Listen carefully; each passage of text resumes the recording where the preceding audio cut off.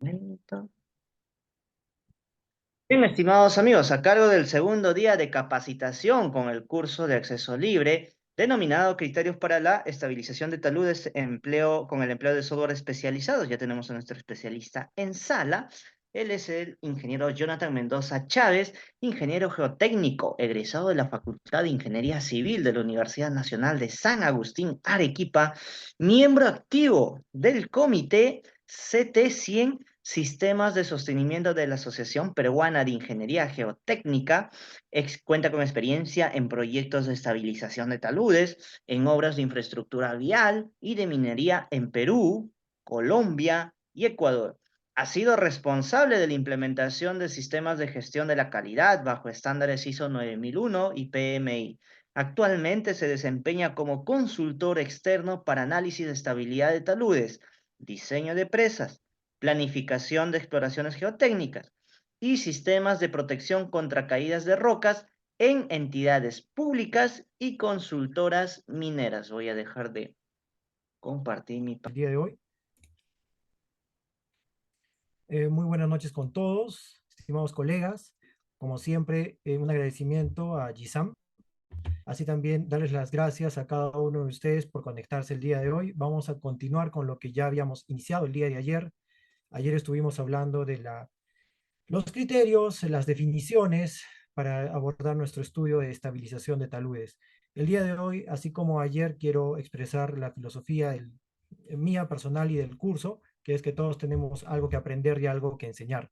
Con ese espíritu les voy a pedir que, iniciando la sesión del día de hoy, me pudieran manifestar desde dónde se conectan. Muy buenas noches con todos. Si hubiera alguien que se conecta fuera de Perú o de las diferentes ciudades de nuestro país, en este momento pueden hacer uso del micrófono de manera muy puntual. Igual en las redes sociales, muy buenas noches a todos, gracias por participar de esta sesión. A ver si por ahí alguien desea hacer uso de la palabra con mucho gusto, a ver, o en el chat los escuchamos. ¿Desde dónde se conectan, colegas?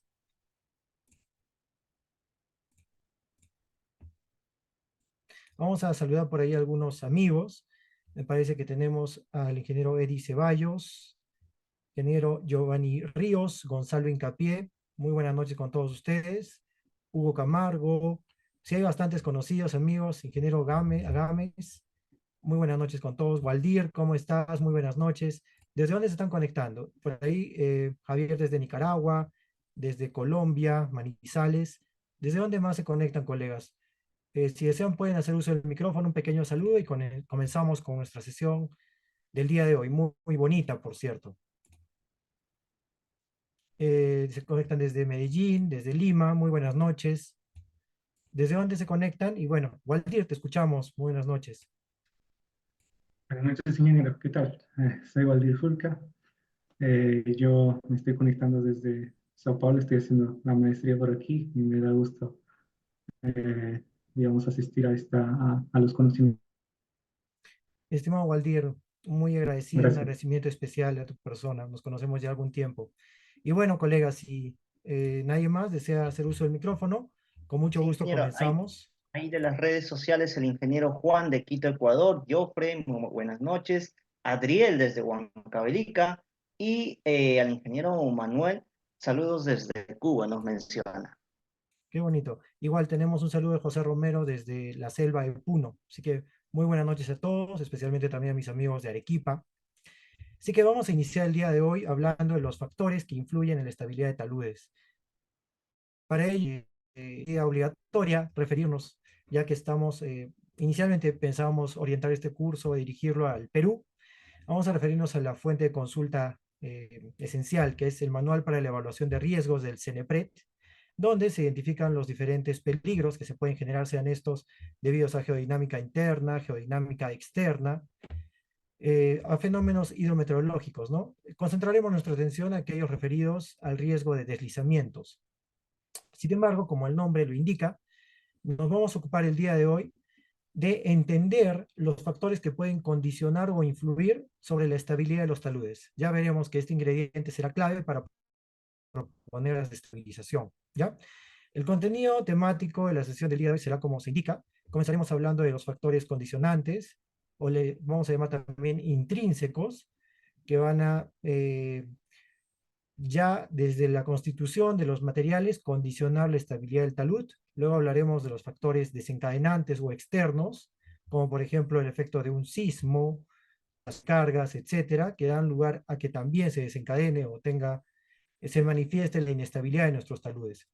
Pasaremos a hablar de los factores geológicos, aquellos de naturaleza geológica, hidrogeológica, ya que el agua es el principal enemigo de nuestros taludes. No olvidemos los factores antrópicos y finalizaremos a manera de resumen para englobar todo lo anterior por medio de los factores o una interpretación geotécnica. En esta parte hablaremos de casos reales en los que actualmente me encuentro haciendo la consultoría, así que muy agradecido con todos ustedes, espero que les agrade la clase del día de hoy. Comenzamos. Lo que vamos a estudiar o las definiciones del CENEPRED hablan de el análisis de susceptibilidad, ¿ya? Vamos a mencionar como ejemplo que las lluvias pueden desencadenar deslizamientos o, por ejemplo, los sismos pueden desencadenar tsunamis. A esta predisposición le vamos a llamar susceptibilidad a los fenómenos de origen natural, donde vamos a distinguir entre susceptibilidad y finalmente riesgo, ¿sí? Aquella susceptibilidad sumada a la vulnerabilidad será el riesgo. Es así que vamos a estudiar el día de hoy básicamente la susceptibilidad. La vulnerabilidad será un ingrediente propio de cada proyecto, de cada ámbito geográfico. En cuanto a la calidad de las construcciones que pueden haber, el tipo o la importancia de las estructuras que estén involucradas, etc. Vamos a separar la susceptibilidad a los fenómenos de origen natural en dos. El día de hoy vamos a estudiar los factores condicionantes. Como indica, son estos propios del ámbito geográfico del estudio. No tiene que ver con la importancia de la edificación, llamémosle por ejemplo, sino más que todo con las características del terreno, su pendiente, los materiales que los constituyen. Vamos a ver que puede jugar a favor o en contra, e incluso hablamos de la distribución espacial. Los segundos factores que vamos a estudiar el día de hoy son los factores desencadenantes. Estos van a desencadenar los sucesos de manera que den lugar a un peligro. Ya habíamos mencionado algunos de ellos, como la lluvia, los sismos, etc. Comencemos hablando de los factores desencadenantes, de los factores condicionantes, perdón. Tenemos el caso de unos bloques inestables en los que, para nuestra mala suerte, el sentido del buzamiento, ya veremos qué cosa es el buzamiento, dio lugar a una falla local a nivel de banco, en taludes. Entonces vamos a mencionar que los factores condicionantes son aquellos relacionados con factores, sean estos de origen geológico, hidrogeológico, que en primer lugar se considera son intrínsecos a los materiales naturales. Vamos a mencionar el día de hoy aquellos caracterizados por su estratigrafía, en el caso de suelos, en el caso de rocas hablaremos de litología, en general su proceso de formación geológica o geomorfológica. Pasaremos a hablar de la estructura geológica que caracteriza cada lugar y la importancia de las discontinuidades de un macizo rocoso. Ya presentaremos a qué denominamos discontinuidades. Recordemos que este curso está dirigido tanto a estudiantes como a especialistas, así que partiremos de los conceptos básicos. En ese sentido, no se desanimen, cada uno de los conceptos los desarrollaremos. Muy bien, vamos a hablar del comportamiento hidrogeológico de los materiales, las propiedades físicas resistentes y deformacionales de los materiales, y no olvidarnos también del estado tensional. Una historia de esfuerzos puede desencadenar una cierta inestabilidad. Así que muy bien, comencemos hablando de la diferencia entre estratigrafía y litología. Hablamos de litología cuando tenemos diferentes tipos de roca en un macizo rocoso, pero el ejemplo más claro será por medio de la estratigrafía, en la que vamos a, por ejemplo, mencionar esta columna estratigráfica, donde el basamento rocoso estará aproximadamente en una profundidad de 110 metros, y en esta gran potencia de 100 metros tendremos tipos de suelos o depósitos, donde cada uno aportará en cuanto a sus propias características, sean estas de resistencia, de comportamiento hidrogeológico, su permeabilidad, etc. En general, sus propiedades físicas y resistentes. Algunas predominarán más que otras, pero definitivamente la estratigrafía o litología representará un factor condicionante a la estabilidad de nuestros taludes. Muy bien, vamos a ver que en el caso de rocas vamos a diferenciar entre materiales blandos o estratos duros, ya que esto condicionará, por ejemplo, los procesos de meteorización. A diferencia de los materiales como suelo o rellenos compactados, donde vamos a estudiar, por ejemplo, su grado de compactación o si hubiera alguna característica especial de cementación de sus componentes, granulometría o alguna debilidad ante la circulación de agua, como puede ser la presencia de sales solubles. ¿Sí? Todo esto puede dar lugar a inestabilidades. Muy bien, vamos a continuar hablando. Vamos a dejar para más adelante todavía el tema de las discontinuidades, no se preocupen. Aquí les presento un típico macizo rocoso, en donde vamos a identificar, para comenzar a hablar de ello de manera rápida, estas interrupciones a la masa, bueno, la matriz mineral de la roca, a estos planos que separan la masa del macizo en varios bloques casi independientes, les vamos a llamar discontinuidades, ¿sí? Las discontinuidades son una estructura geológica, campo de estudio de la geología estructural, no vamos a profundizar por un tema de tiempo, pero veremos que en particular la orientación espacial de estas discontinuidades, ya que estos son planos que se pueden representar en el espacio, condicionará el tipo o mecanismo de rotura que puede producirse en el lugar, ¿no? A esto les vamos a llamar falla por cuña, falla por volcamiento, etc. El día de hoy estudiaremos un poco de eso, incluso con valores numéricos. Muy bien. Aquí ya mencionamos, habíamos adelantado como un plano de debilidad o la presencia de estas discontinuidades cuando, por ejemplo, son paralelas a la cara externa del talud. Acá identificamos un plano y este plano es paralelo a la cara externa del talud, representando una condición de inestabilidad potencial, que se puede traducir en una inestabilidad real. ¿Sí? Muy bien, continuamos. Hablemos también de el estado tensional. No sé si por aquí se pueden dar cuenta, este es un ejemplo tomado del libro de González Vallejo, donde tenemos el análisis de 3 puntos. Básicamente el punto A es un punto en donde se ha descomprimido, se han equilibrado los esfuerzos.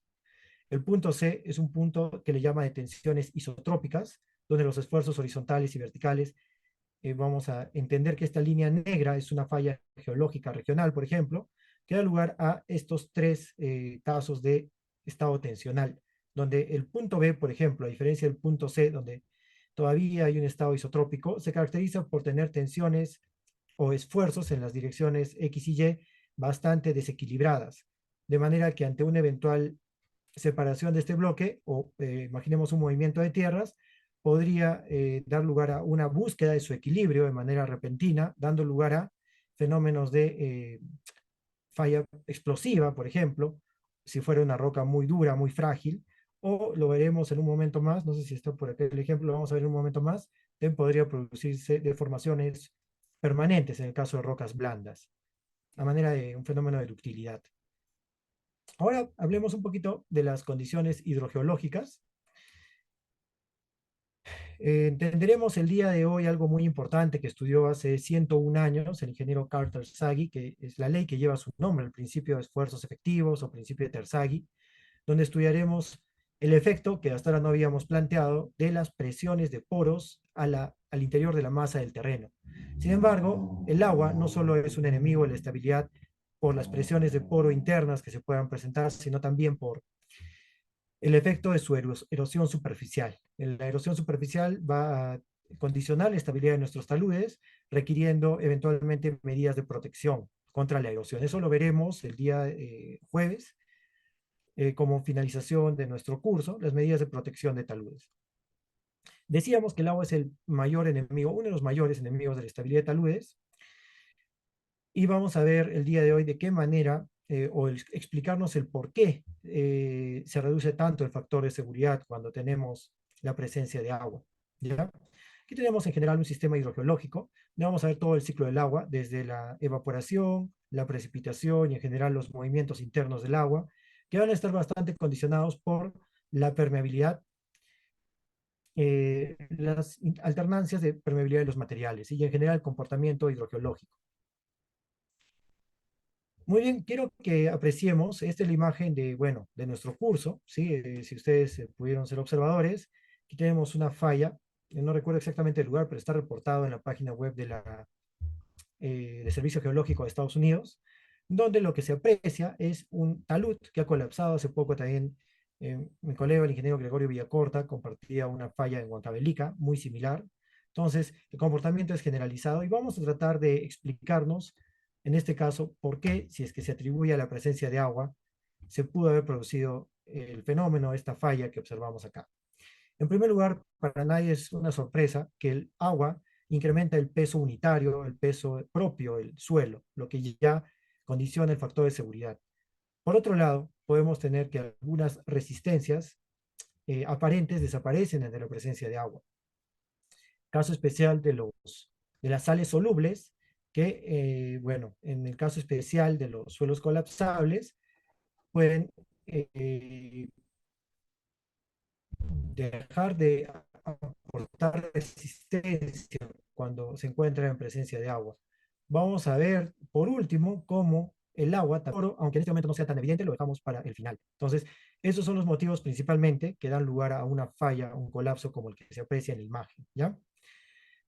Adentrémonos un poco esta vez en la geomecánica, ¿sí? Un poco el comportamiento de los bancos mineros, en algunos casos, cuando hablamos de macizos rocosos para explotación de minería superficial. ¿De qué manera vamos a entender o vamos a relacionar la naturaleza de los materiales con las condiciones o los factores condicionantes de la estabilidad? Ya habíamos presentado un caso en donde voy a marcar aquí de color verde la discontinuidad. Notemos este color, perdón, este color verde, por si acaso. Esta es la discontinuidad que poseerá una cierta inclinación en el espacio. Y vemos que ahora marcando de color rojo, la cara externa del talud, imaginemos que este es un corte de carretera para tener un poquito más claro, ¿sí? Esta es la cara externa del talud que coincide con esta cara. Y estos dos planos son aproximadamente paralelos, ¿sí?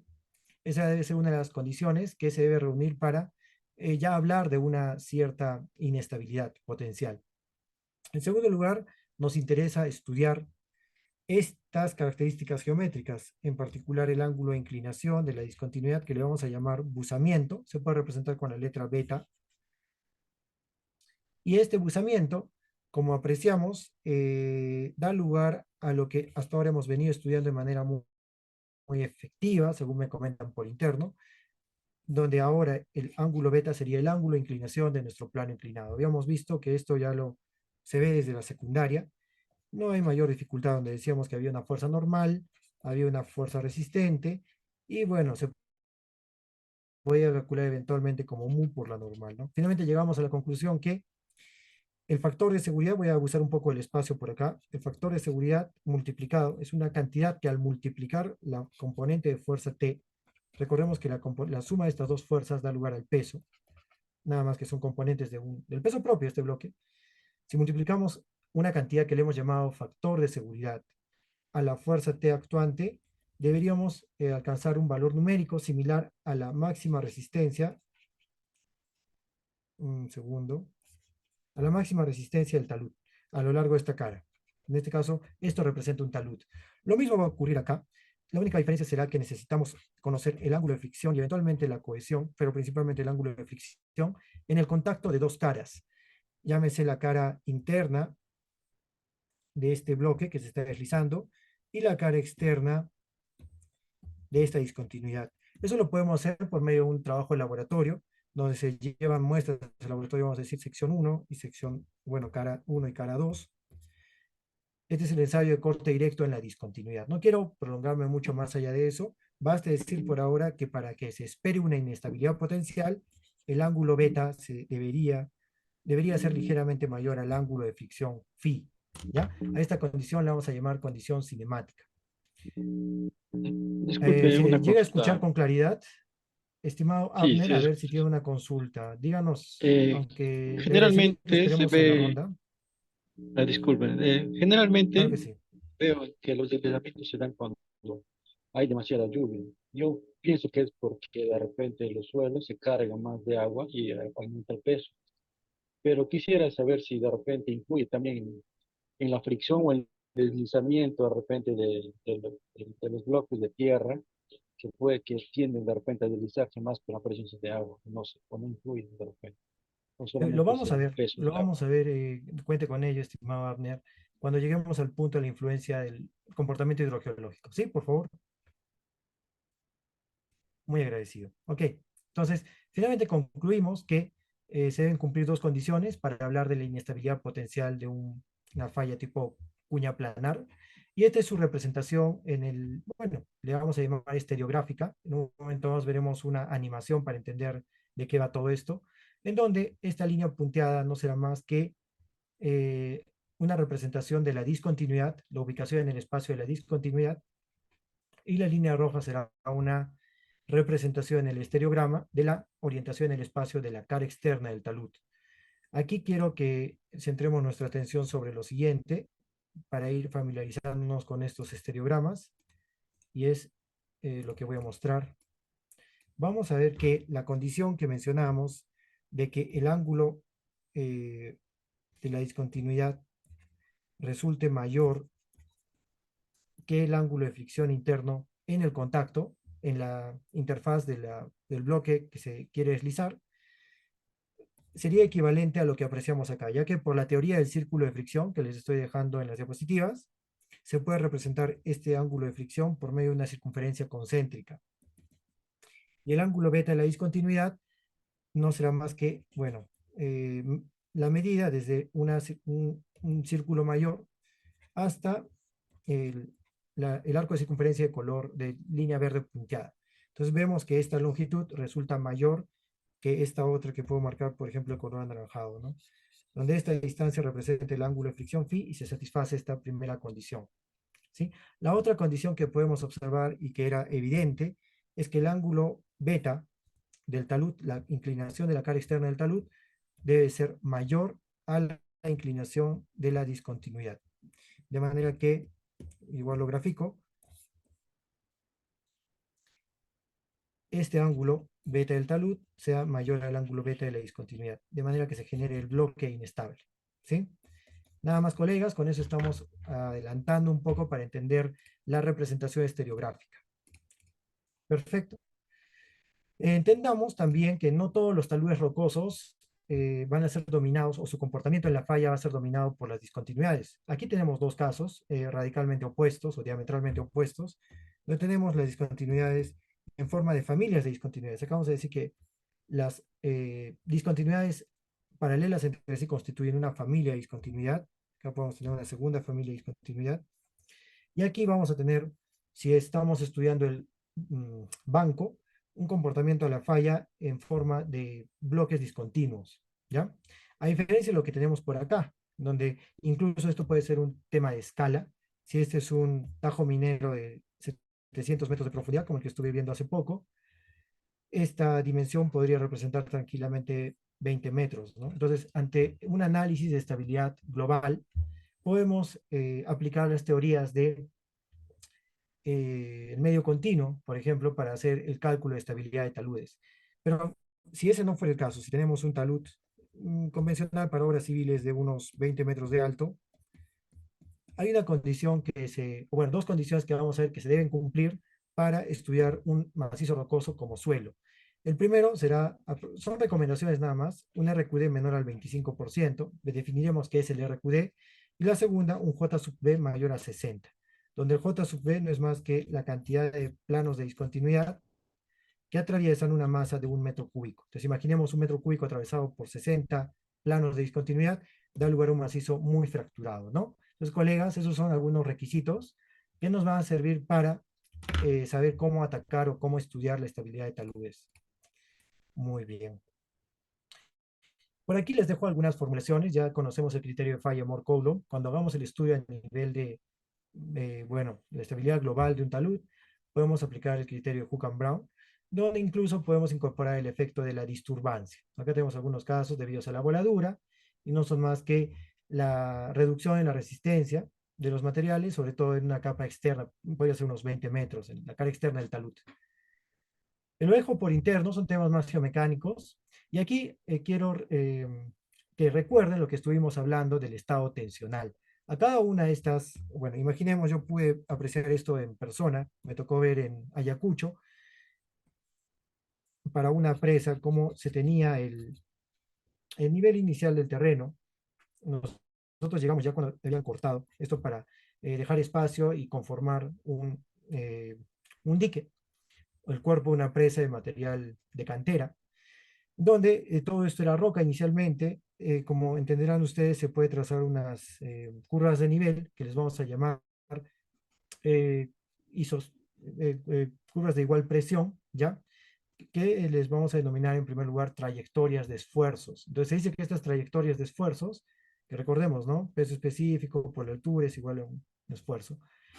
Estas trayectorias de esfuerzo se dice que son inicialmente horizontales, y si es que no se les da el tiempo de alcanzar un equilibrio, se puede producir lo que se denomina concentración de esfuerzos. Entonces vemos que las trayectorias originales de línea punteada se han convertido en trayectorias de esfuerzos que voy a marcar de color azul en línea continua, donde aquí se está produciendo una concentración de esfuerzos, lo que da lugar también a un estado tensional interesante, donde se puede apreciar dos comportamientos. Lo que yo pude ver, ya que era una roca frágil de alta resistencia a la compresión, un comportamiento explosivo, ¿no? Cuando se trataba de tomar muestras con martillo de geólogo, se apreciaba un comportamiento de esquirlas, eh, un comportamiento explosivo. Sin embargo, también se pueden presentar comportamientos eh, de formaciones permanentes en el caso de materiales blandos. No sé si por acá lo puse.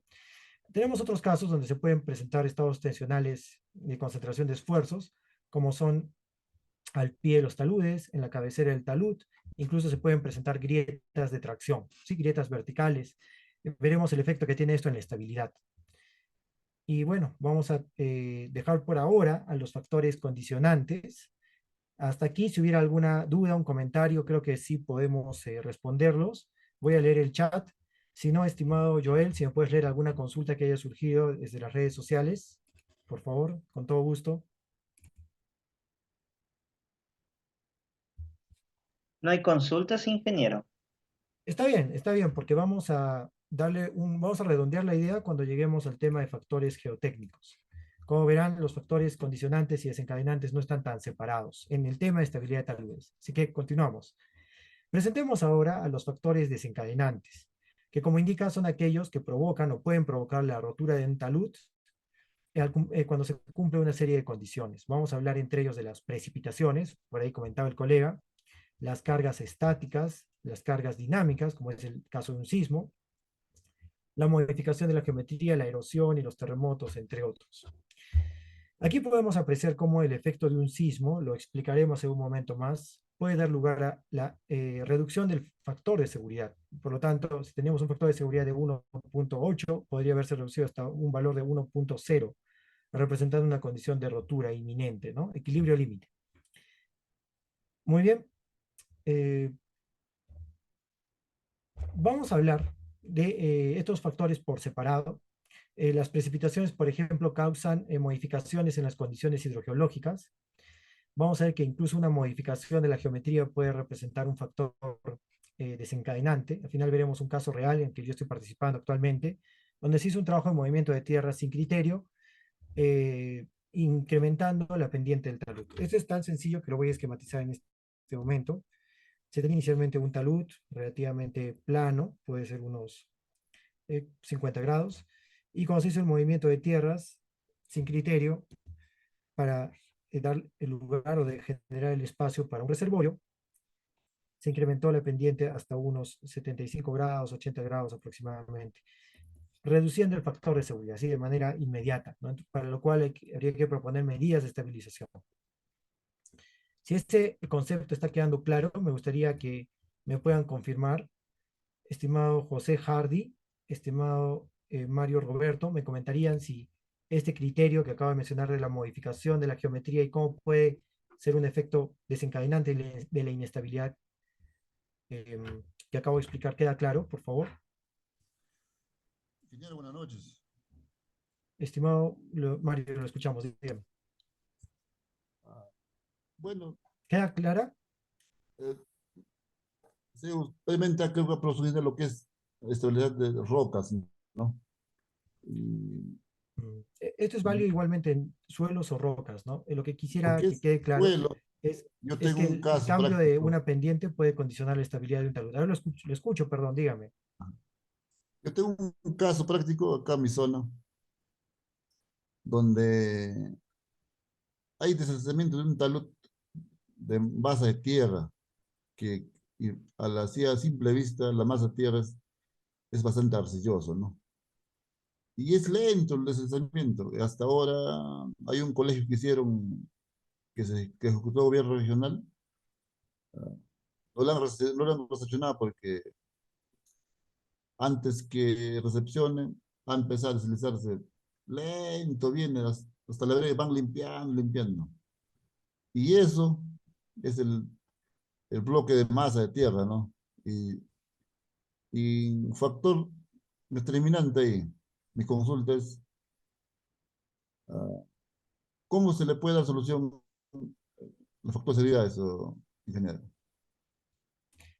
Ocurre, estimado colega, que no todos los casos de deslizamiento se pueden resolver con las técnicas de estabilización de taludes. Lamentablemente es así, hay ciertos deslizamientos que obedecen más a un comportamiento geológico, se les llama puntos críticos, y el caso que usted comenta me pareciera que fuera más un fenómeno de reptación o creep, y en todo caso habría que reubicar las edificaciones, tratar de convivir con el problema.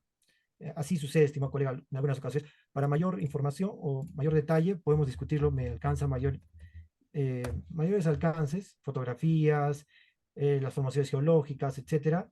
Le dejé mi número al interno, me podemos seguir conversando. Voy a leer una consulta, gracias por la pregunta, que nos dice Clifford, ¿no? El análisis de estabilidad debe definir el ángulo de inclinación seguro del talud para evitar colapso, además de las obras de protección contra escorrentía pluvial. En este caso, el ángulo, ¿cómo lo relaciona con el plano de falla y el factor de seguridad? Ya habíamos planteado que el plano de falla o la superficie de deslizamiento podría asemejarse a un arco de circunferencia. Vamos a ver que mientras más cohesivo sea el suelo, más profundo será este arco de circunferencia o tendrá mayor profundidad respecto a la cara externa del talud.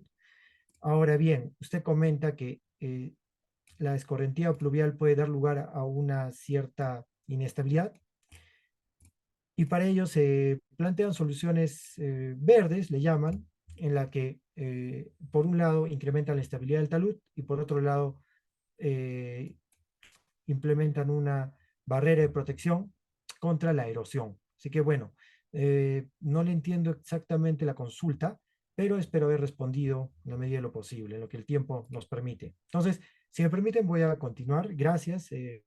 Preguntas muy válidas. Vamos a ver. Aquí tenemos el primer caso de factor desencadenante, donde vemos que hay una sobrecarga. Para esto hay una representación muy directa que lo voy a hacer. Se dice que el factor de seguridad no es únicamente, lo vimos, ¿no? El libro de Abramson, el esfuerzo resistente o la fuerza resistente entre la fuerza actuante, ¿no? El esfuerzo actuante. Eso también se podría representar para superficies de falla circulares como un momento de las fuerzas resistentes entre un momento de las fuerzas que dan lugar o favorecen la inestabilidad. Aquí quiero que imaginemos una superficie de falla dada con un centro y un radio. Y vamos a notar que si la causa de la inestabilidad en principio era únicamente el peso, este peso tenía un cierto brazo de palanca que lo puedo llamar una distancia D. Primer caso, caso 1, caso sin sobrecarga. Cuando no hay sobrecarga, el factor de seguridad aproximadamente se podría explicar como el efecto de los momentos actuantes, que son el peso propio, peso de toda esta masa de terreno, por su brazo de palanca D, en donde esta ubicación es el centroide, el centro de masas, ¿sí? Y eso como momento de las fuerzas que dan lugar a la inestabilidad. Por otro lado, vamos a tener unas fuerzas en la base de cada dovela. Recordemos que la dovela es un concepto, una idealización, no es que en la realidad se tengan dovelas o rebanadas, pero en general podemos tener, si es el caso de un material silloso, un esfuerzo constante a lo largo del plano de deslizamiento, donde yo eventualmente puedo decir que existe un momento resistente. La resultante de estas fuerzas, por este brazo de palanca, generará un momento de las fuerzas resistentes. Al comparar esas dos cantidades, yo puedo tener o hacerme una idea del factor de seguridad, ¿ya? Este es un caso número 1 que hemos dicho. Ya tendremos un caso número 2. En este caso número 2, veremos que se le ha aplicado una sobrecarga que puede ser muy grande, no puede ser el peso de un caminero, imaginemos, puede ser una infraestructura muy grande, imaginemos que este sea la Costa Verde, acá tenemos un edificio de 10 pisos, entonces esta carga puede representar un factor desencadenante, de manera que si fuera muy grande, llamémosle un valor P de la fuerza resultante, va a tener un brazo de palanca que lo podemos llamar D1. El producto de esas dos cantidades, la fuerza P por la fuerza D1, incrementará y representará un segundo momento desestabilizador. Por lo tanto, si yo quiero calcular el factor de seguridad, podría calcularlo a partir de la expresión siguiente, ¿no? Las fuerzas desestabilizadoras dan lugar a un momento como W por D más P por D1. Y el momento resistente aproximadamente debería ser el mismo. Si se incrementa será una cantidad muy pequeña, de donde ya de aquí podemos concluir, sin hacer demasiadas verificaciones, que el factor de seguridad 2 se ha visto disminuido, ¿no? Ese es el efecto que logra un factor desencadenante. Notemos también que con fines de cálculo al menos, eso lo habrán podido notar, si esta sobrecarga está aplicada más allá de la superficie de falla, no ingresa en el cálculo. Es como si no existiera, ¿sí? Por lo tanto, ¿cómo podemos favorecer la estabilidad de nuestros taludes? Alejando las sobrecargas y ubicándola por fuera de la superficie de deslizamiento. Muy bien, colegas, tengo que continuar, permítame, el día de hoy el tiempo va a ser un poco cruel, pero vamos a tratar de abordar todos los puntos. Las preguntas las pueden dejar para el final. Joel, toma nota, por favor, de las preguntas del chat, en un momento más las responderemos. Aquí tenemos un segundo efecto. Vamos a mencionar primero de la fuerza sísmica. Existe un segundo análisis que hasta la fecha no hemos presentado para aquellos que están familiarizándose con la estabilidad de taludes, que será el caso de análisis pseudoestático. En un análisis pseudoestático, lo que vamos a tener es que, debido al principio de D'Alembert, ¿sí? O el equilibrio dinámico, vamos a ver que debido a su masa inercial, esta masa deslizante, ante el efecto de una aceleración sísmica, se podrá representar, o el efecto sobre esa masa, como la masa por la aceleración, ¿sí? Lo que en algunos casos van a poder ver representado por medio de un coeficiente sísmico horizontal. En el Perú, y bueno, de acuerdo a las diferentes normativas internacionales y en cada uno de sus países, colegas, deben tener un estudio de peligro sísmico probabilístico que les da aceleraciones de diseño. Estas aceleraciones normalmente se representan por medio del Peak Ground Acceleration. En el Perú los conocemos por medio del factor Z de la norma E030, diseño sismoresistente. Se recomienda, bueno, es una buena práctica, del criterio de Haynes y Griffin, asumir un coeficiente sísmico horizontal del orden de 0.5 o la mitad del valor de la aceleración PGA, ¿sí? Por lo tanto, para aquellas zonas, por ejemplo, con PGA muy alto de 0.35, podríamos tener un coeficiente sísmico horizontal de 0.175, ¿sí? Con ello, multiplicamos el efecto de K sub h por el peso. Esto es equivalente a multiplicar el peso de la masa deslizante por K sub h. Y notaremos lo siguiente, colegas. Con esto sí concluye esta parte, que si bien es cierto la masa genera un efecto desestabilizador 1, vamos a generar un segundo efecto desestabilizador debido a esta fuerza, ya que también tendrá un brazo de palanca. Le puedo llamar D sub h, D sub b, como deseen. Conclusión que la situación 1 tenía un factor de seguridad que ya conocemos, momento resistente sobre W por D. Y en nuestra situación 2 tendremos casi la misma fuerza o momento resistente, y el efecto de las fuerzas actuantes será W por D más W por K sub H por una cantidad que podemos llamar D sub H. Como podemos notar, colegas, se incrementan las fuerzas desestabilizadoras y se reduce el factor de seguridad. Por ello es que podemos apreciar que incluso hace poco en la Costa Verde se produjo una inestabilidad de taludes. Y en general se espera que los factores detonantes de la inestabilidad puedan ser presencia de agua o sismos, ¿ya? Muy bien, colegas. Quiero presentarles otro factor desencadenante, que en este caso es el efecto de una voladura, ya que si bien es cierto, no va a tener el mismo efecto que un sismo, ya que se produce una alteración de la composición, bueno, el estado físico, ¿no? El estado del macizo rocoso, puede dar lugar a una apertura de discontinuidades, incluso a la reducción de la resistencia al corte, lo que se va a manifestado por medio del factor D de la disturbancia del criterio de Hook and Brown, generalizado, ¿sí? Muy bien, también puede dar lugar a la aparición de planos de discontinuidades favorables, entre otros. Entonces, la voladura viene a representar un factor desencadenante también.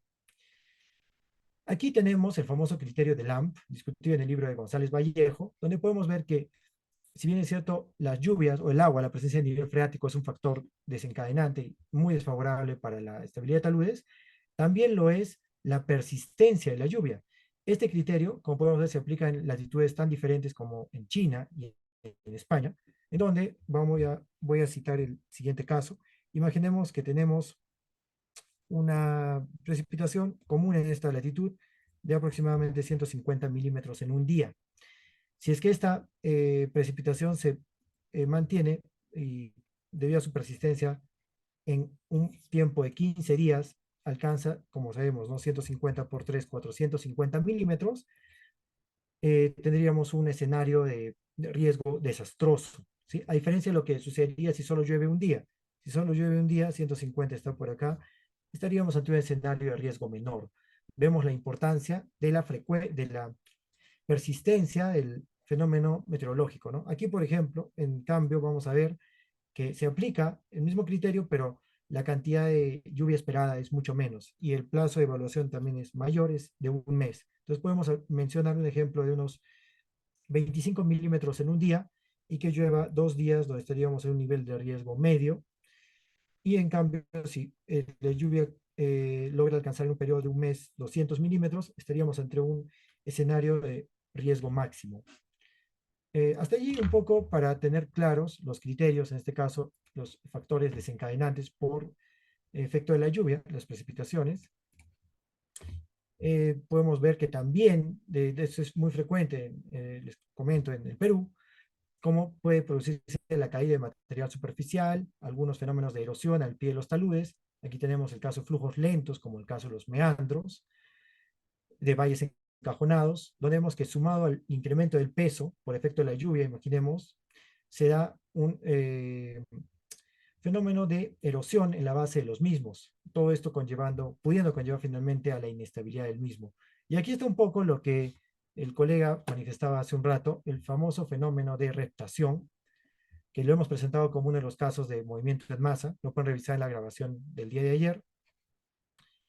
Con la diferencia que si tenemos el caso específico, una grieta que va evolucionando y alcanza el estrato, porque normalmente se suele presentar esto, tenemos un estrato que le llamamos estrato débil o weak layer, y si este estrato débil es atacado por la presencia de agua, se podría producir el fenómeno de erosión interna, pudiendo permitir que evolucione el fenómeno de creep o reptación a un fenómeno de deslizamiento rotacional. Este fenómeno es mucho más violento, que es poco deseado, ¿no? En realidad deberíamos evitarlo. Espérenme un momento, colegas, voy a conectar el cargador, si me lo permiten un segundo, por favor.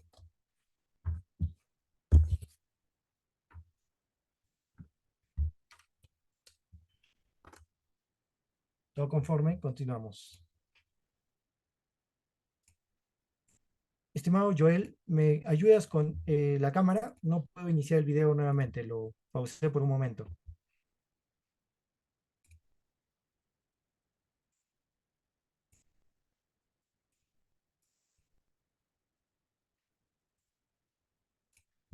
Joel, ¿me ayudas por favor con Sí, la cámara? a Si ver, no, ingeniero. continuamos. Sí, si no, continuamos sin grabación, no hay problema.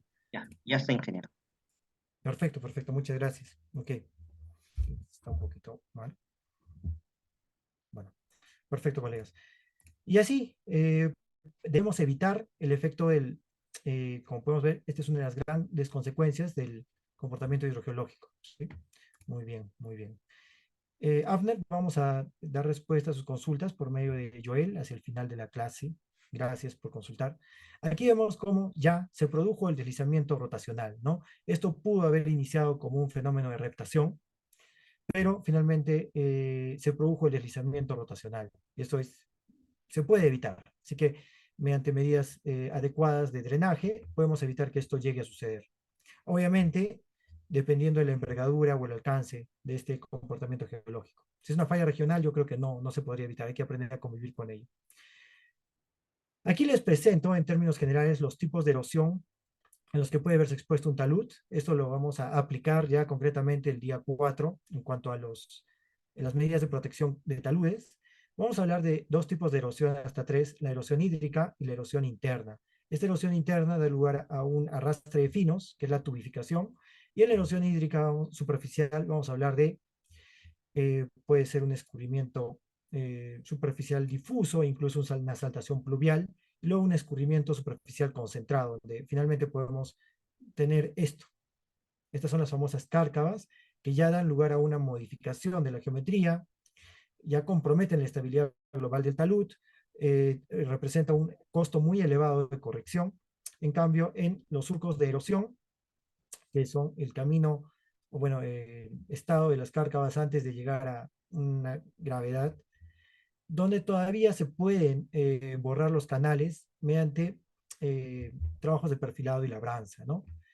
Muy bien, colegas. Y el último tipo de erosión, que es la erosión fluvial, que no es campo de nuestro estudio, se da en su excavación lateral y de fondo de cimentaciones de puentes, por ejemplo, ¿no?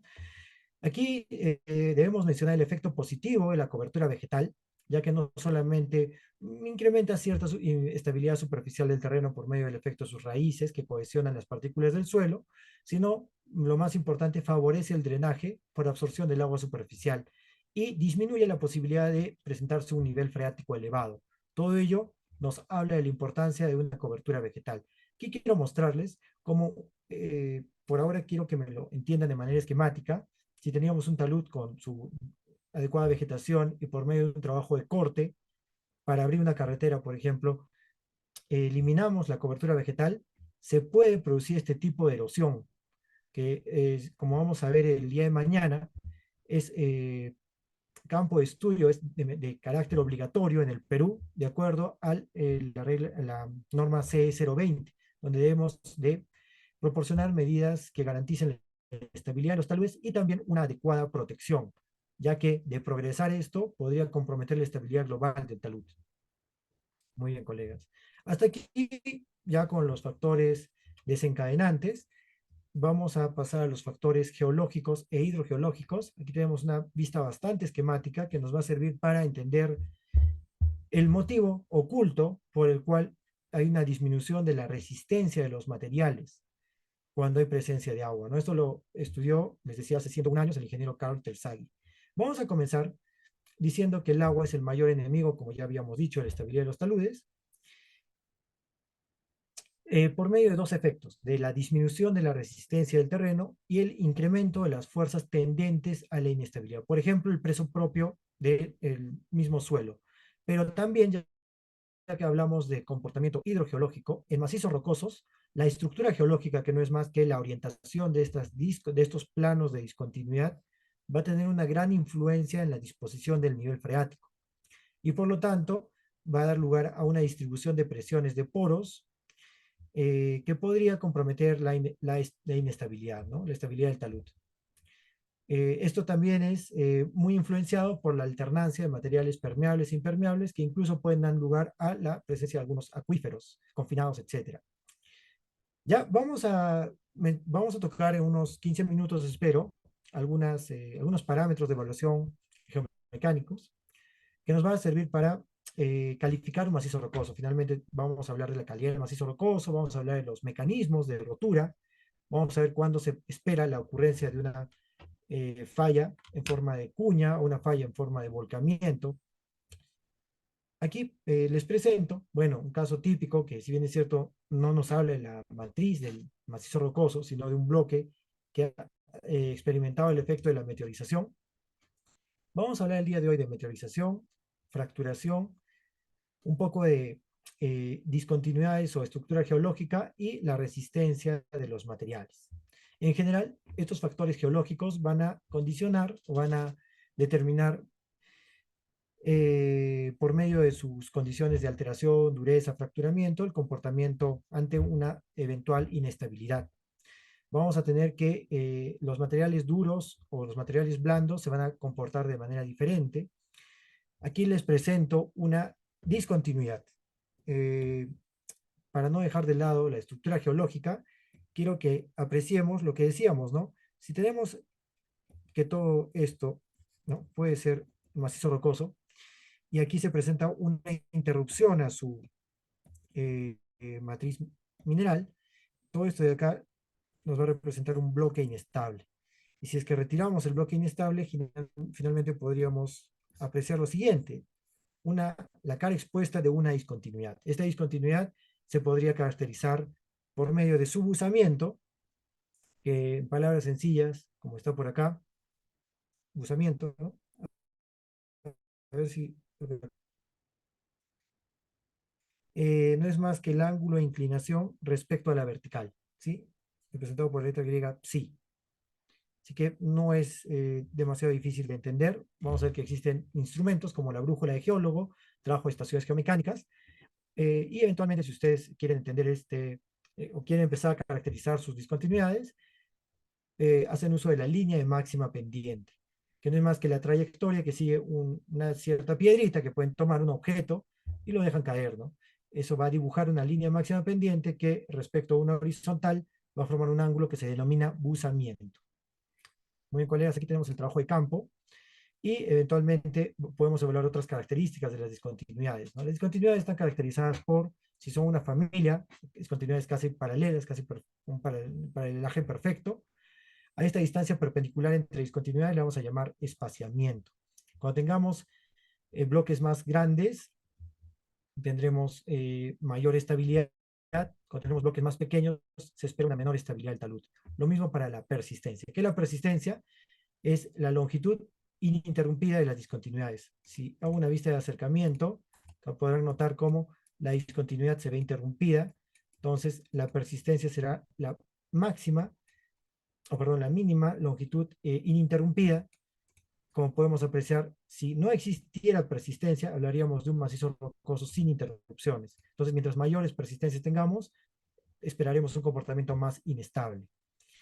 Lo mismo en la cara, habíamos ya mostrado el ejemplo de la falla en cuña planar, si recuerdan, donde quedaba expuesta la discontinuidad. Esta discontinuidad poseerá una cierta rugosidad que se puede caracterizar por medio de este parámetro que se denomina JRC, que no es más que un coeficiente de la rugosidad que va en una escala del 1 al 20 por medio de comparación.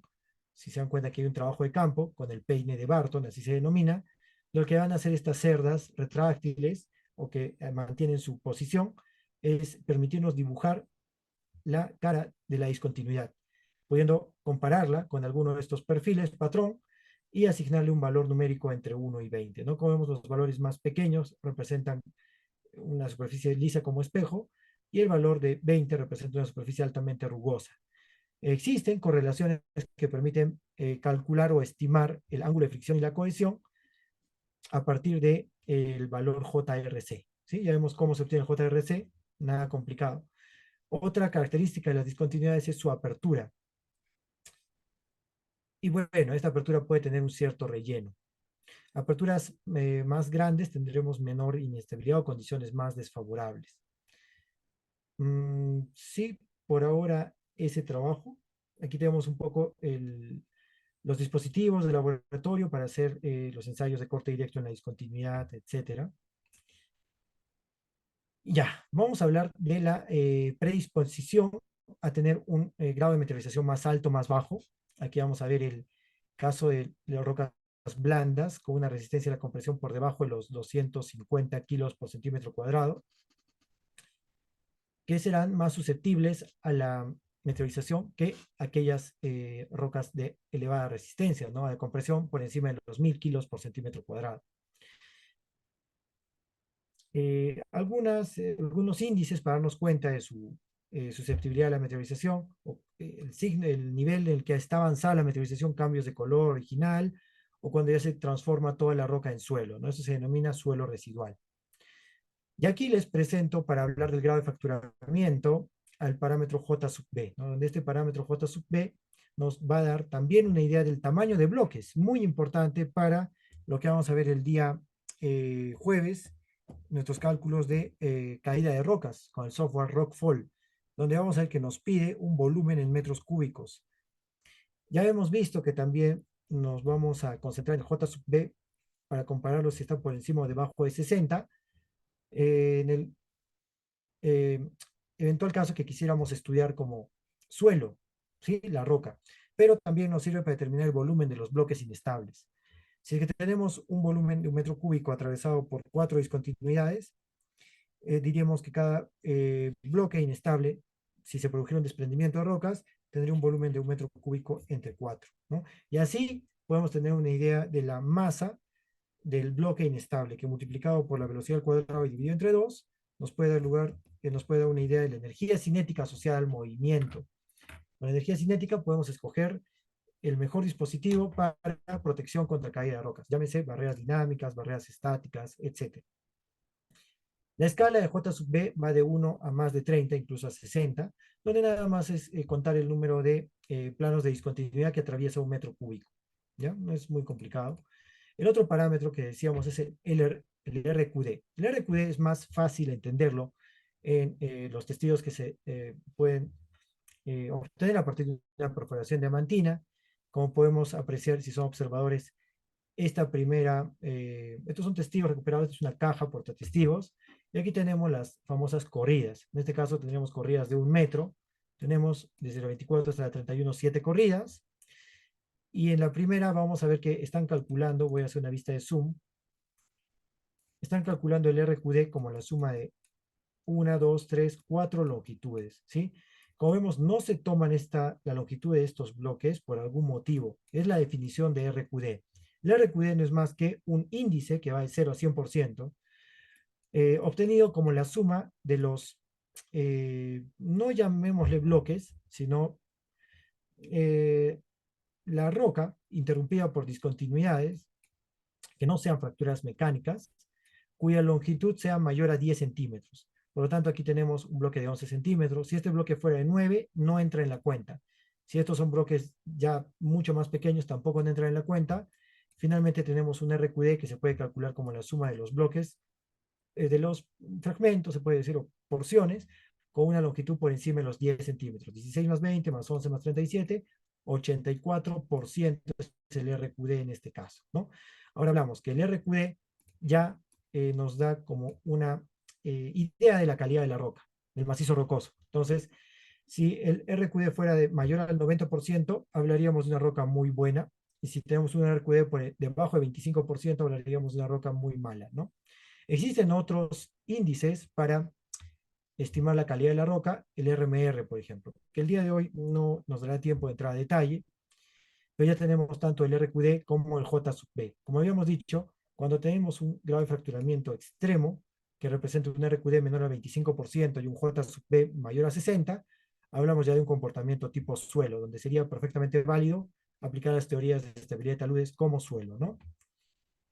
Perfecto, colegas. Aquí tenemos un formato típico de un levantamiento de campo. Esta es una estación geomecánica seguramente. Y lo más importante será la representación en un estereograma de las familias de discontinuidad principales. Aquí tenemos una animación que nos permite entender un poco lo que podríamos ver en un curso completo, donde se hace el dibujo a mano de una discontinuidad, como se hacía antiguamente con papel cebolla, pero también mediante el uso de paquetes informáticos, ¿no? Esta es una vista obtenida en el software DIPS, donde se hace un procesamiento estadístico de todas las discontinuidades que se pueden identificar, por ejemplo, una cantera, y se representa cada una de ellas por medio de un plano de discontinuidad. Aquí está el trabajo un poco más a detalle, más fino. Este es el software DIPS, y esta es una hoja simple, es un dibujo simple de AutoCAD, en donde una discontinuidad no será otra cosa. A ver si puedo hacerlo por acá.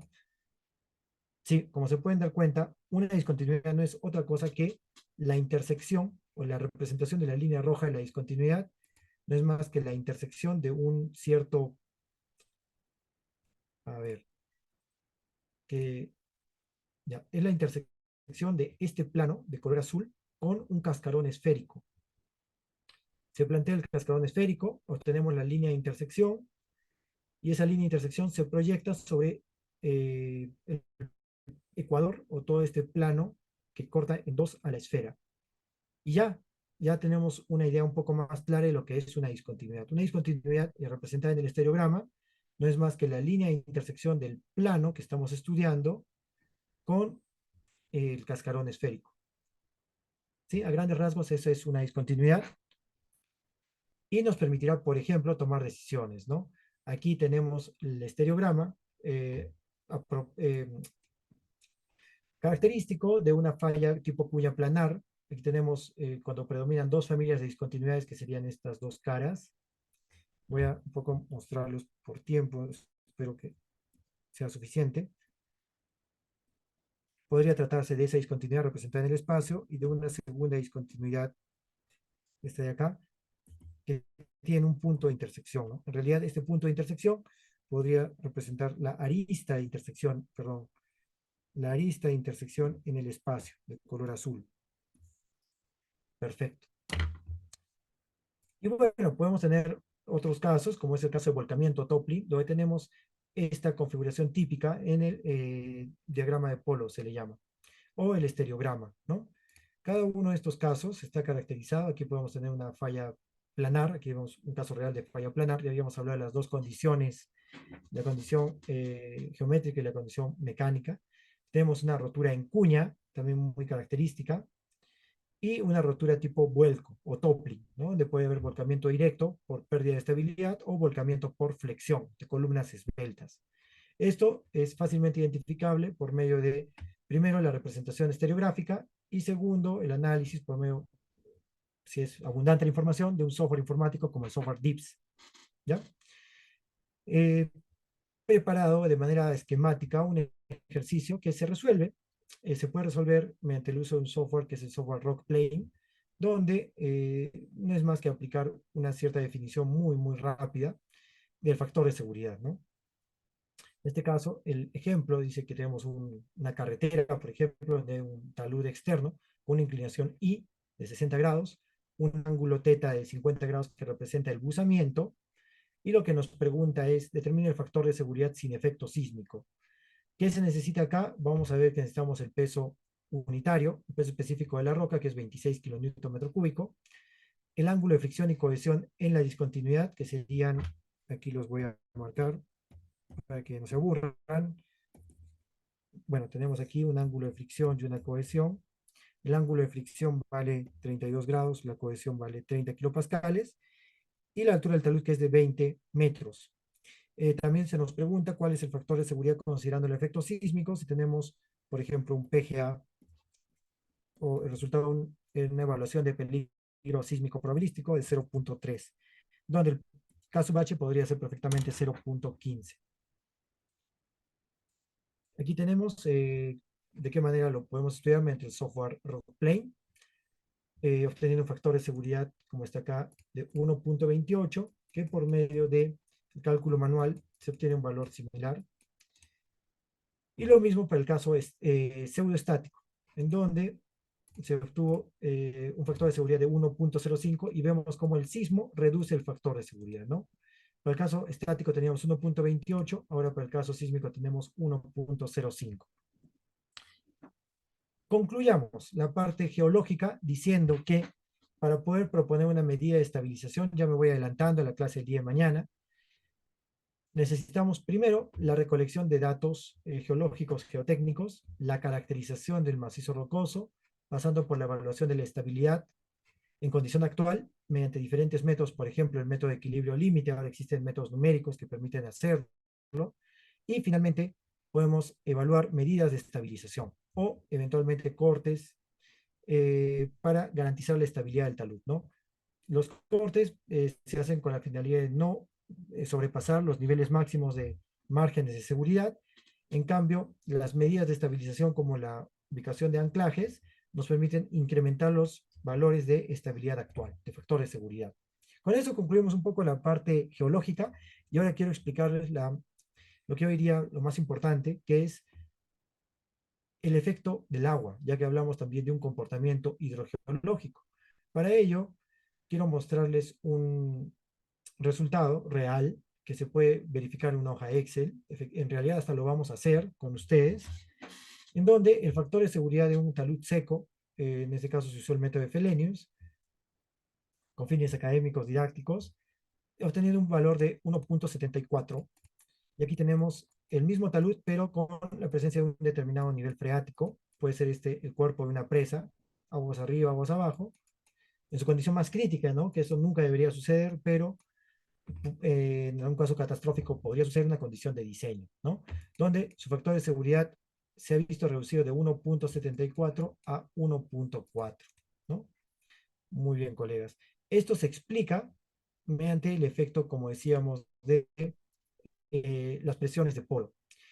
Y esto lo vamos a explicar recurriendo a manera de ejercicio mental al caso de talud infinito que ya vimos en la sesión anterior. A diferencia de ello, el día de hoy solo veremos temas analíticos, muy pocos temas numéricos, donde decíamos que si queremos evaluar la estabilidad de este talud, los ingredientes básicos que requerimos son, ¿no? En primer lugar, ¿no? La definición de factor de seguridad. Eso es el factor más importante, yo diría.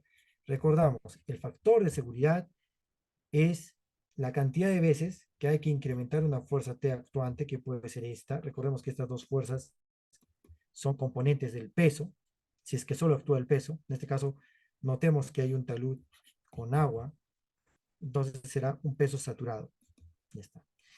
La cantidad de veces que hay que multiplicar el efecto de la fuerza actuante para alcanzar un valor equivalente a la máxima, voy a cambiar de color, a la máxima resistencia que puede tolerar el terreno, ¿no? Que en algún caso puede ser calculado como mu por la normal.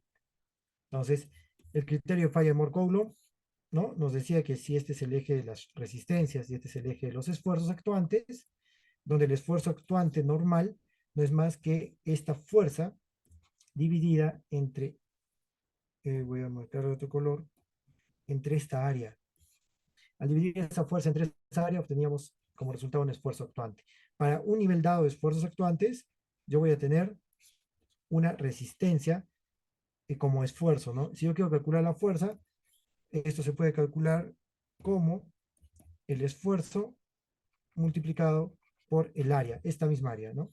Que podríamos decir que es un delta de L por una profundidad unitaria. Ya está. Y es lo que decíamos, ¿no? La cantidad de veces que hay que multiplicar la fuerza actuante para alcanzar la máxima resistencia del terreno se denomina factor de seguridad. Yo puedo despejar, pero esto no quiere decir que sea su significado físico. Puedo despejar el factor de seguridad como la fuerza R resistente o fuerza T resistente entre el valor de la fuerza T actuante. La fuerza T actuante no es para nada complicada. Como hemos visto, es una de las componentes del peso, y si recordamos que el peso se puede descomponer haciendo uso de esta relación, de que el ángulo beta es este mismo ángulo de acá, que forma la perpendicular o la normal con el peso.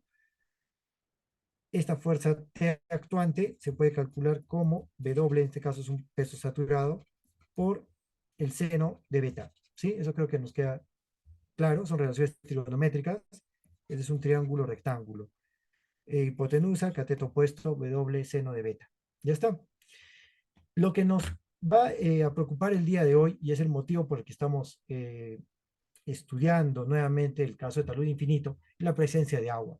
Cuando tengamos agua, en este caso podemos decir que el agua coincide con la altura h, el efecto de la máxima resistencia del terreno se va a ver disminuido.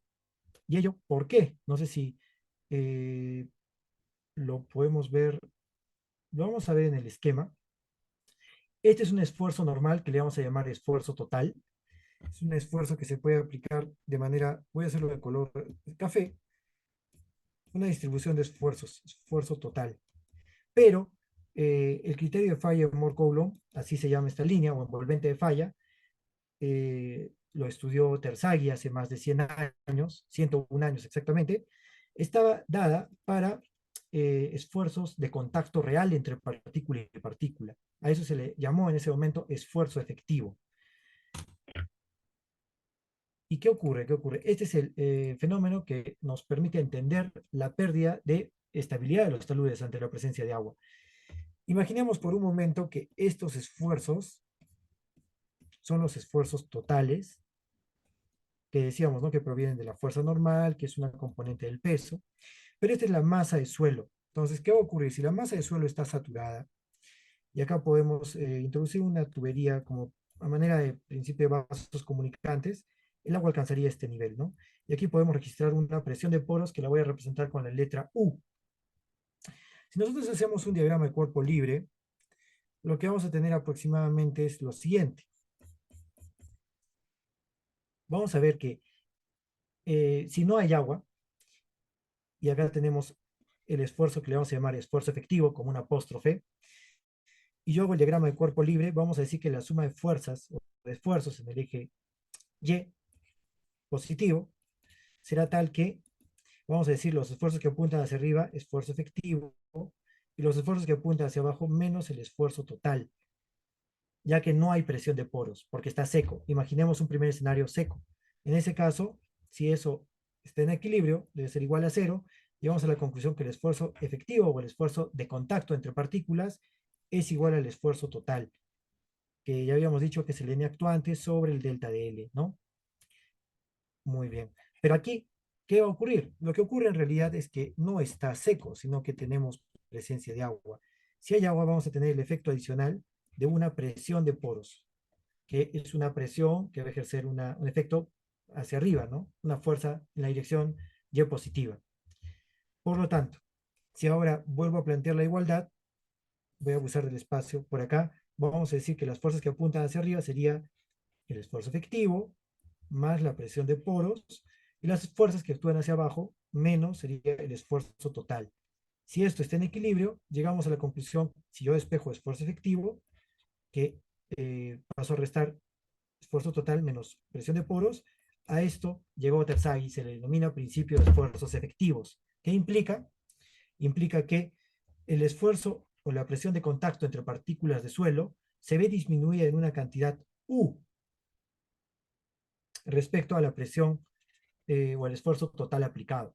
¿Y eso cómo se puede reflejar en una pérdida de la resistencia? Volvamos a mostrar la envolvente de falla. Aquí tenemos el esfuerzo actuante, el esfuerzo resistente, y vamos a tener una línea que representa la ecuación de una recta. La ecuación de la recta será, ¿no? Esfuerzo resistente igual a esfuerzo normal por tangente de phi más un valor de cohesión. ¿Qué va a ocurrir? Esta expresión era válida para el caso seco, porque el esfuerzo efectivo era igual al esfuerzo total.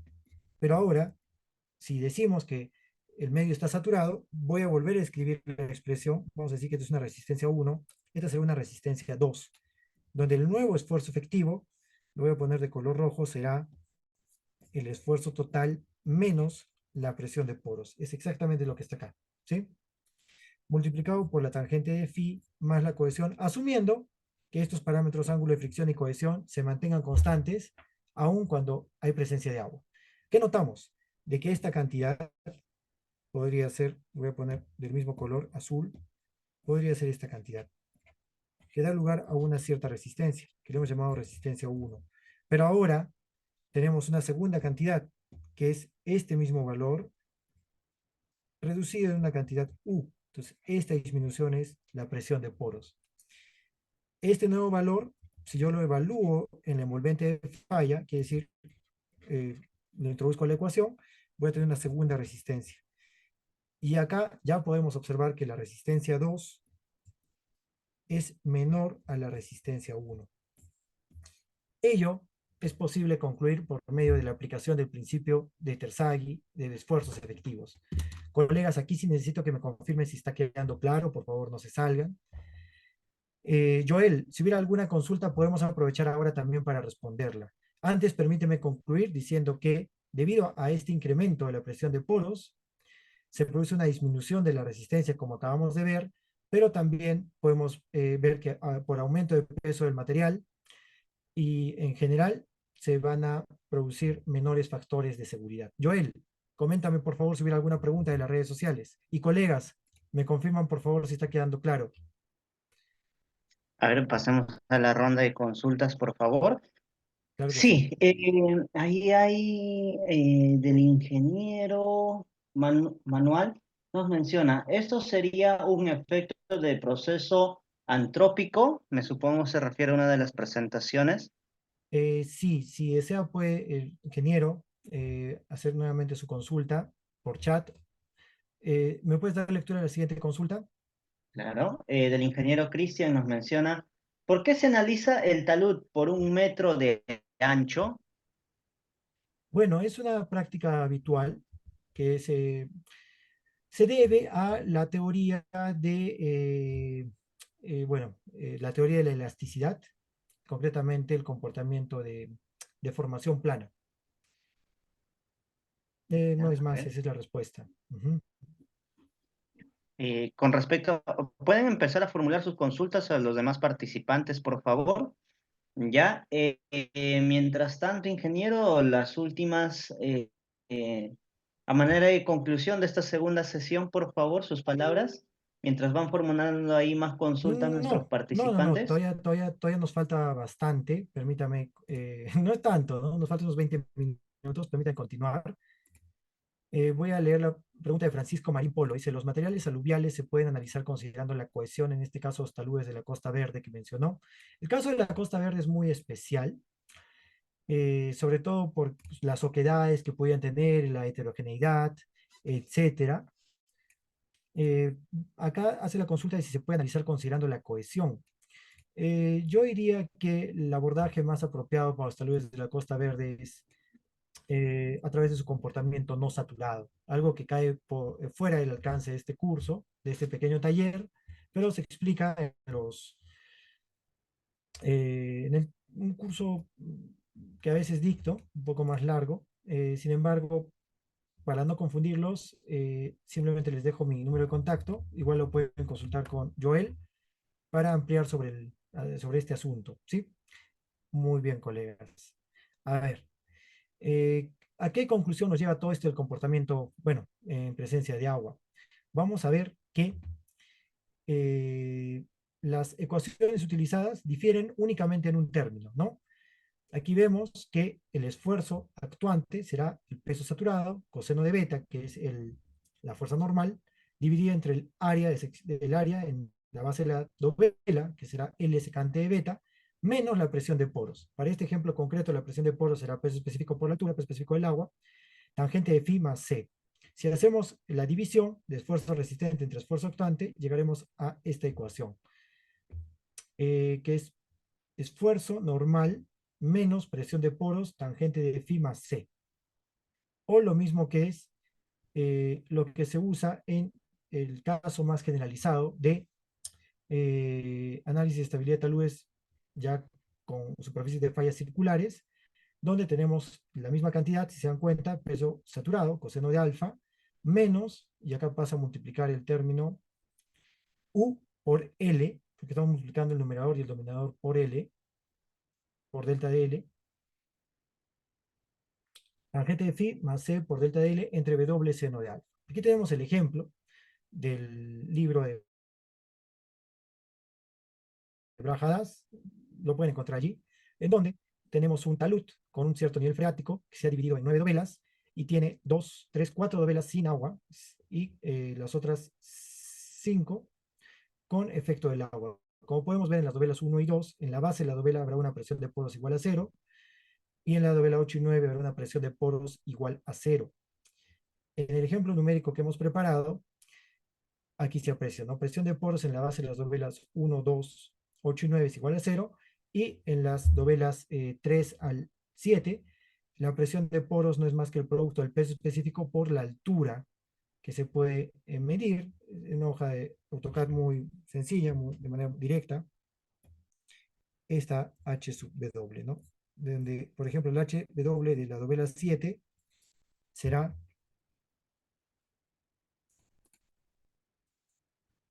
el HW de la dovela 7 será 1.04, bastante pequeño, ¿no? Que multiplicado por el peso específico del agua nos da una presión de poros de 10.2 kilopascales. Y esa presión de poros a ser multiplicada por delta de L, para lo cual necesitamos el delta de L de esa doble específica, nos da un valor de 22 aproximadamente. Ese valor de 22 entra a la fórmula, donde podemos ver que aquí se está restando W coseno de alfa, que ya se calculó conociendo el W, conociendo el alfa. W coseno de alfa menos UN por LN, para la dovela que estamos comentando, la 7, vale 110.93.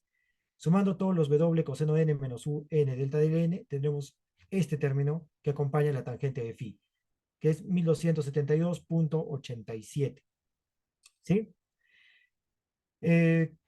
Voy a ver si al final nos permite hacerlo en la hoja Excel. Quiero concluir ya con la parte geotécnica, donde vamos a analizar casos de estudio reales, colegas. A ver, aquí se aprecia el efecto de la reducción del factor de seguridad. Como se pueden dar cuenta, no es el mismo ejemplo, no necesariamente, ya que aquí el factor calculado fue 1.22, pero es el comportamiento general registrado. ¿Ya? Muy bien. En general, el sistema hidrogeológico va a asumir un comportamiento bueno, bastante complejo, donde hay fluctuaciones del nivel freático, alimentación, recarga, etcétera. Quiero que podamos identificar un caso real. Este es un talud que está siendo afectado. Esto me lo hizo llegar algún colega, seguramente está presente, en donde se le compartió algunas apreciaciones personales. Yo en particular conozco más o menos la zona. Esto está ubicado en la localidad de Vinchos, en Ayacucho, donde tenemos una formación geológica que se denomina formación toba portuguesa, o portuguesa nada más, ¿no? Es una roca caracterizada por una alta, eh, digamos, sensibilidad al agua, en la que por el fenómeno de higroscopía incluso se llega a desagregar, se forma a manera de granos, ¿ya? Y ese efecto es conocido, ampliamente conocido, y también se pudo haber obtenido por medio de los trabajos de perforación diamantina, que, bueno, no estoy seguro si se hicieron en este caso. Aquí tenemos el resultado de la tomografía eléctrica, en donde, si ustedes pueden notar, el punto C, o bueno, la línea C, C' va de la siguiente manera, C, C', y lo que se identificó fueron zonas de alta saturación, o de, bueno, bastante presencia de agua, ¿no? Representadas por eh, bajas conductividades. Y bueno, baja resistividad, alta conductividad, ¿sí? Eso es posible mediante este trabajo de geofísica eléctrica, lo que ya es coherente con el comportamiento de la toba portuguesa. Finalmente, eso puede producir la elevación de niveles freáticos y conducir a la falla que se aprecia, ¿no?, en la zona, donde tenemos, además del efecto de falla en profundidad, la erosión de taludes por efecto del agua, ¿ya? Y bueno, se propuso una medida de estabilización como remoción del material existente y reemplazo y reconformación con muros tipo Terramesh, suelo reforzado con geosintéticos.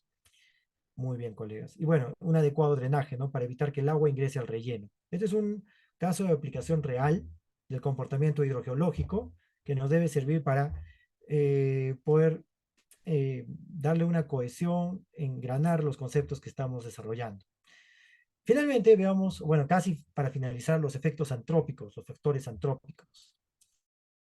Como siempre, vamos a comenzar dando lectura. Dice, la inestabilidad de laderas puede ser producida por la actividad humana al alterar y modificar el equilibrio que existe en la naturaleza. Por si acaso, este está tomado del libro de Jaime Suárez, excelente ingeniero colombiano.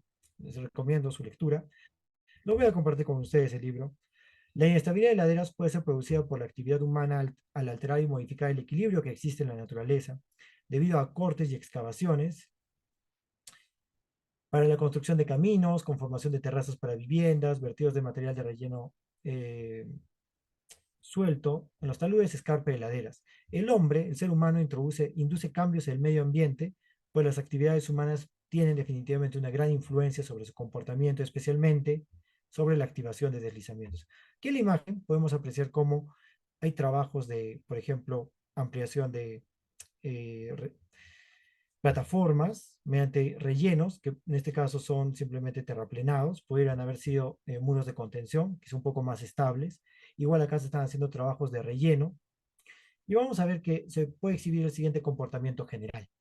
Aquí tenemos un caso donde hay unos planos desfavorables que han quedado expuestos. En este caso se trataba de lutitas. Y para la ubicación de esta infraestructura se induce una inestabilidad, ¿sí? Se dice que en general las excavaciones pueden generar cambios topográficos, concentración de esfuerzos y en algunos casos, como podemos ver, inducen ciertos comportamientos. Aquí vemos la aparición de una grieta de tracción en la parte superior, y en la parte inferior vemos un relleno que se está finalmente asentando, dando lugar a asentamientos diferenciales. Aquí tenemos otro comportamiento bastante importante, donde se toma la relevancia de la porosidad o la permeabilidad de los rellenos compactados. Como ustedes entenderán, un material propio, un relleno, un terreno natural, definitivamente ha desarrollado mejores características de permeabilidad que un relleno, material de préstamo.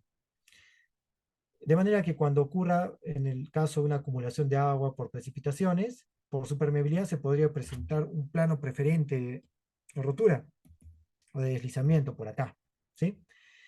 Otro efecto bastante conocido es el fenómeno de colapso o asentamiento por eventos sísmicos, donde vemos que, si bien es cierto, el material natural también se va a asentar, pero ya a lo largo de su historia ha alcanzado un equilibrio, a diferencia de los rellenos compactados que podrían asentarse mucho más que el terreno natural, dando lugar también a comportamientos desfavorables.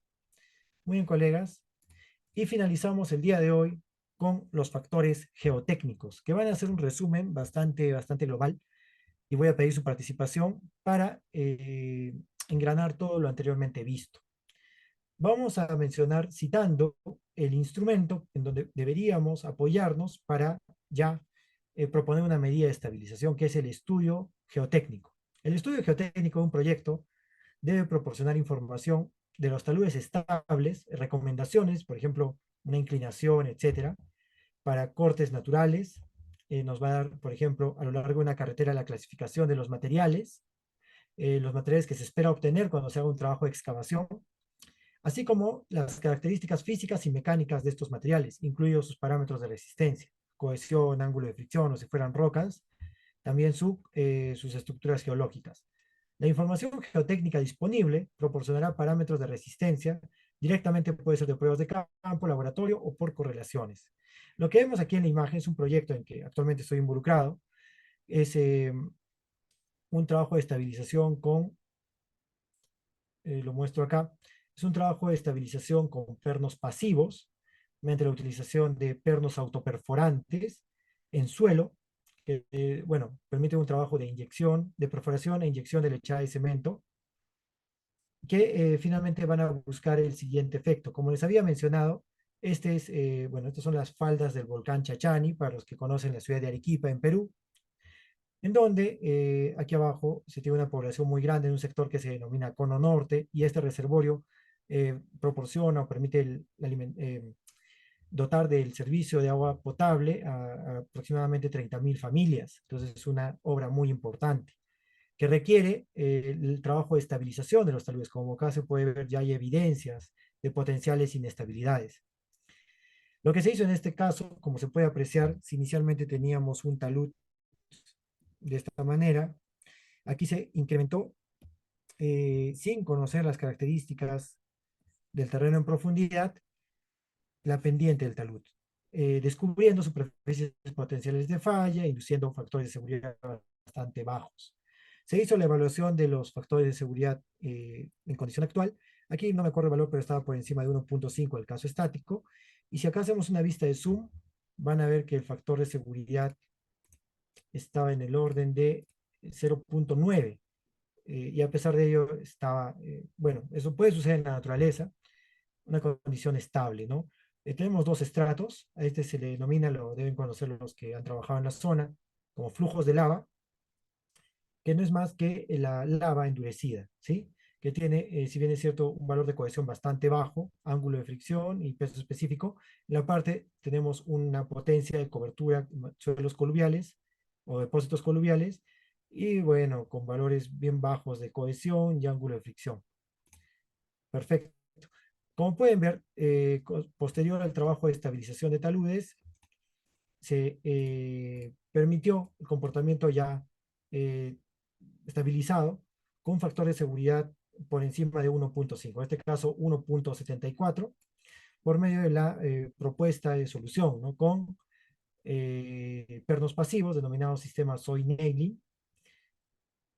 De manera esquemática, no quiero extenderme demasiado, y lo mismo para la parte inferior del talud, en ciertas zonas nada más.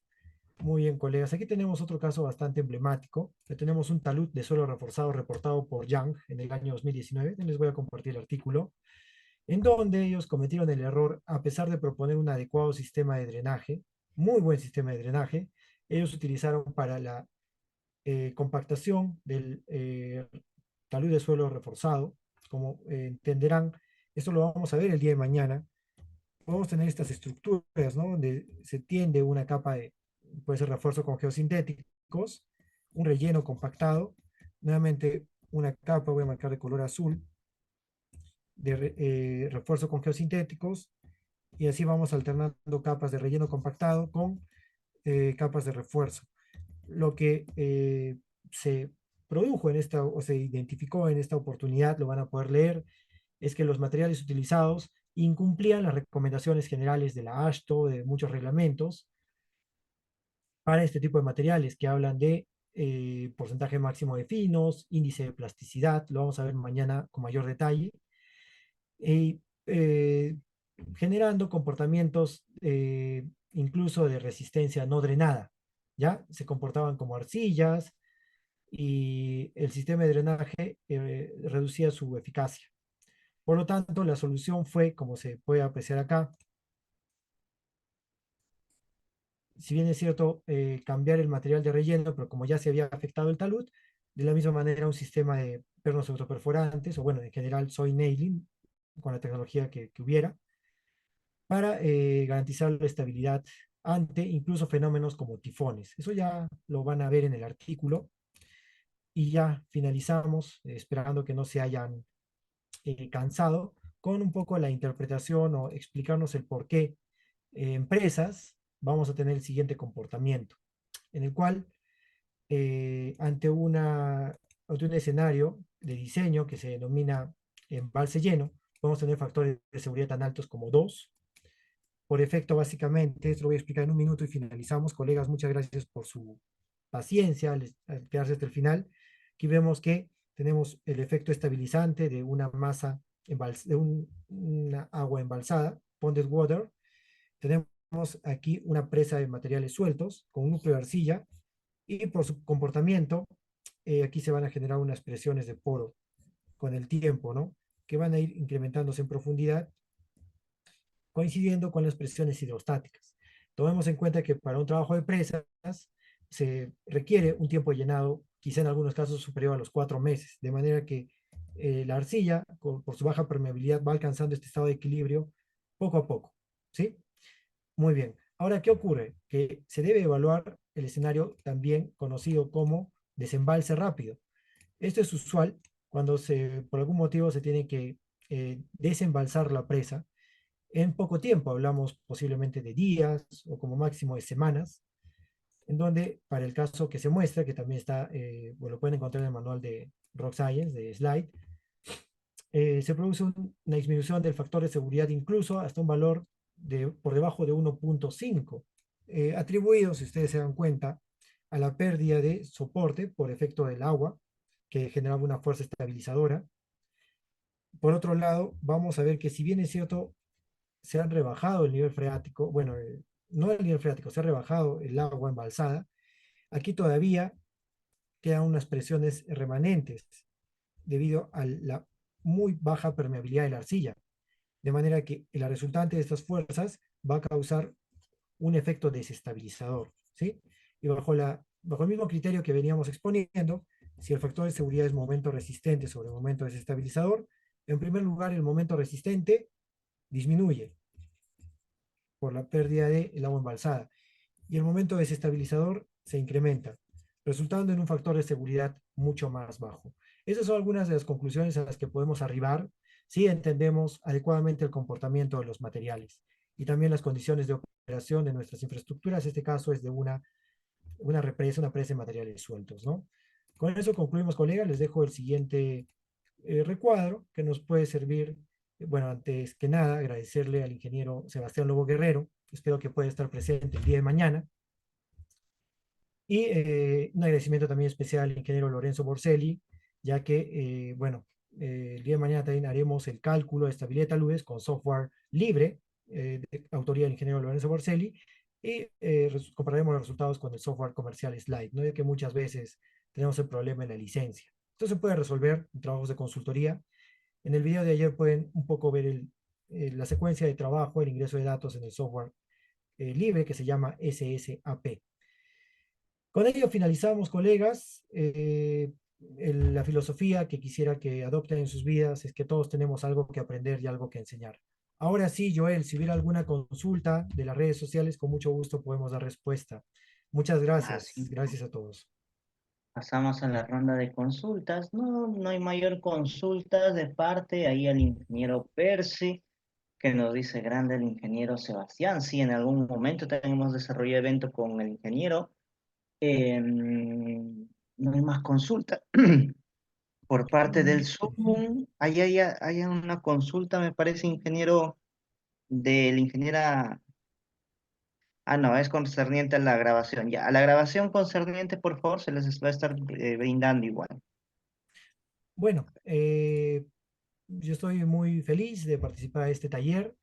Igual, si tienen alguna consulta, ya les he dejado mi número, lo pueden conseguir por medio de Joel. También hay un grupo de WhatsApp. Les voy a pedir que Joel los agregues a todos para poder compartir el material. Si queda algo más, en realidad queda algo de tiempo, podemos mostrar la hoja Excel, pero a mí me gusta hacerlo cuando los estudiantes lo requieren, lo piden, ¿no? Parece que el día de hoy están un poquito dormidos. Si por ahí hubiera algún comentario, alguna experiencia que los diferentes ingenieros quisieran compartir con la clase, yo estaría encantado de escucharlos. Para mí sería la mayor gratificación, ya que este curso es gratuito, no tiene ningún costo. Si no, finalizamos la clase el día de hoy. ¿Hubiera alguna experiencia que quisieran compartir, estimados colegas? Veo que hay ingenieros con mucha experiencia que podrían ampliar bastante lo que yo he dicho. Ojalá estén presentes por acá.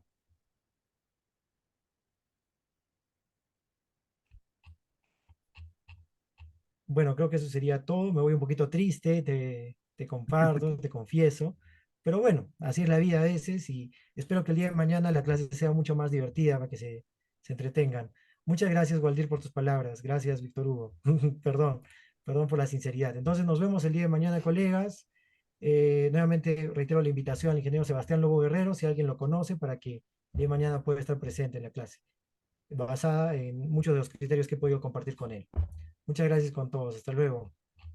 Cuídense, Gracias. gracias.